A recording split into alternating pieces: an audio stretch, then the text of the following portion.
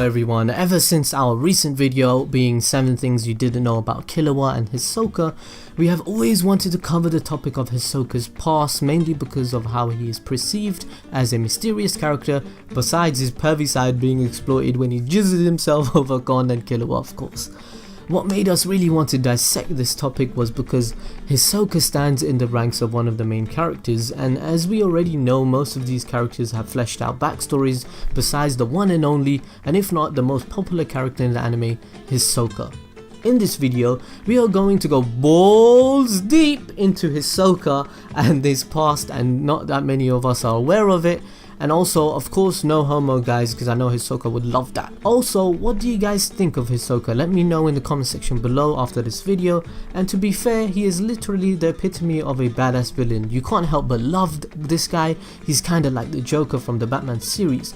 But let's dive straight into this mystery and unravel the secrets behind Hisoka's past. Hisoka, one of the most devilish and sexiest villains to be created in the anime in my opinion, no homo of course.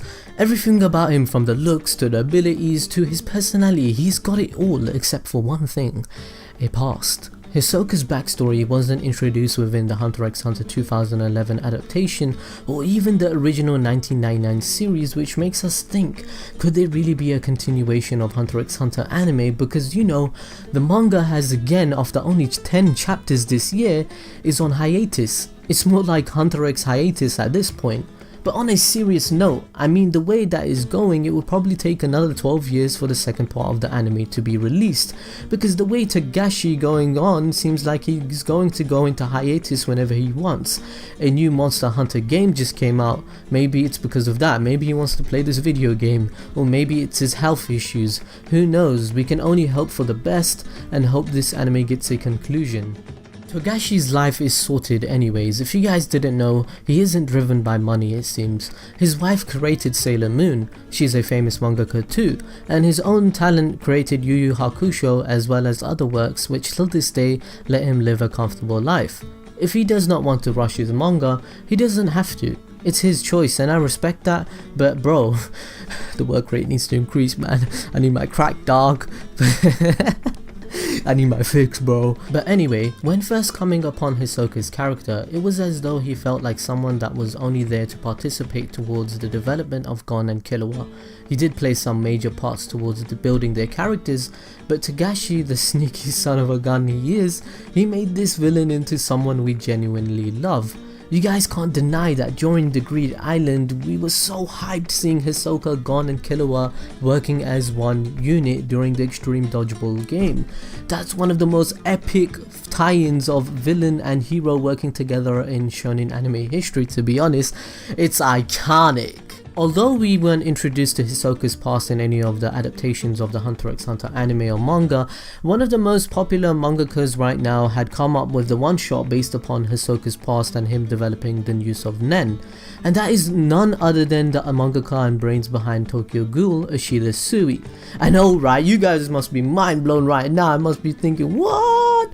But the Tokyo Ghoul creator worked on Hunter x Hunter too. I didn't know that, but now you guys know too. Well, it is known that Ashida Sui worked for Togashi as an assistant mangaka for Hunter x Hunter, therefore giving him the opportunity to create a brief backstory behind Hisoka. I guess you guys can say Togashi is like the godfather of the shonen manga anime scene. And I'm guessing Toriyama and Togashi were rivals at some point. Most people do not realize how many people Toriyama and Togashi have actually inspired to their respective works.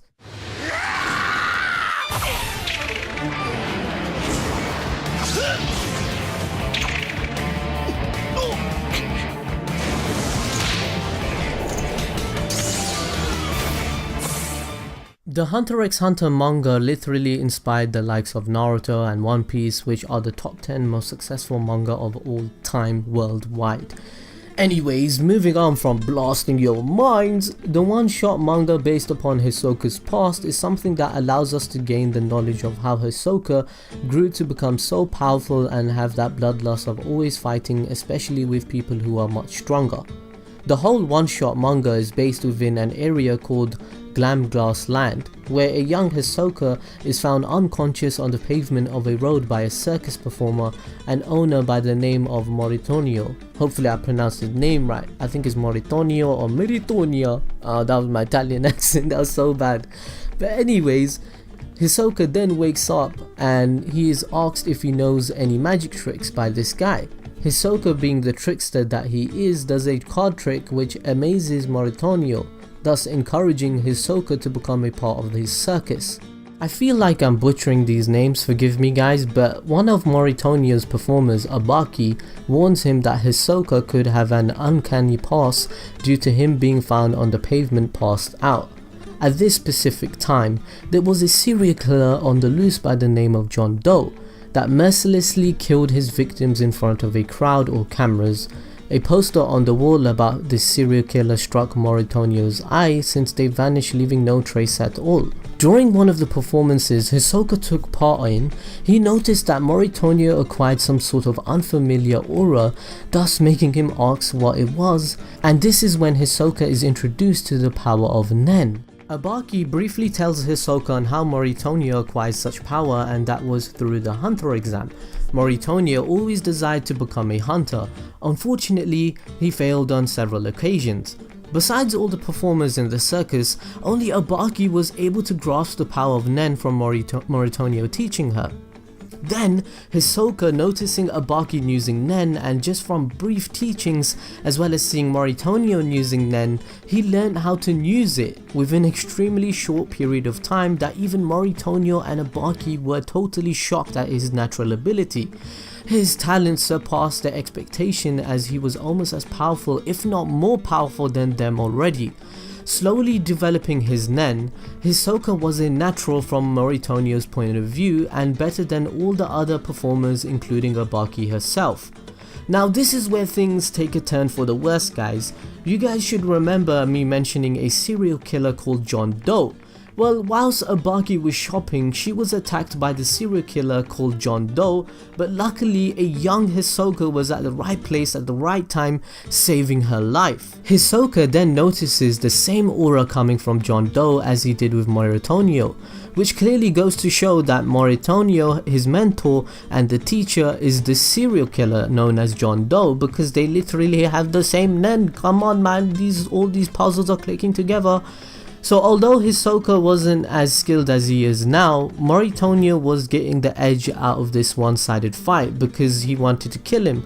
But Hisoka remembered one technique before falling unconscious, and that is Gyo or Gaio, hopefully I pronounced this right, but it's called focus, which is an advanced application of Ren by which a Nen user concentrates a larger than normal portion of their aura into one specific body part.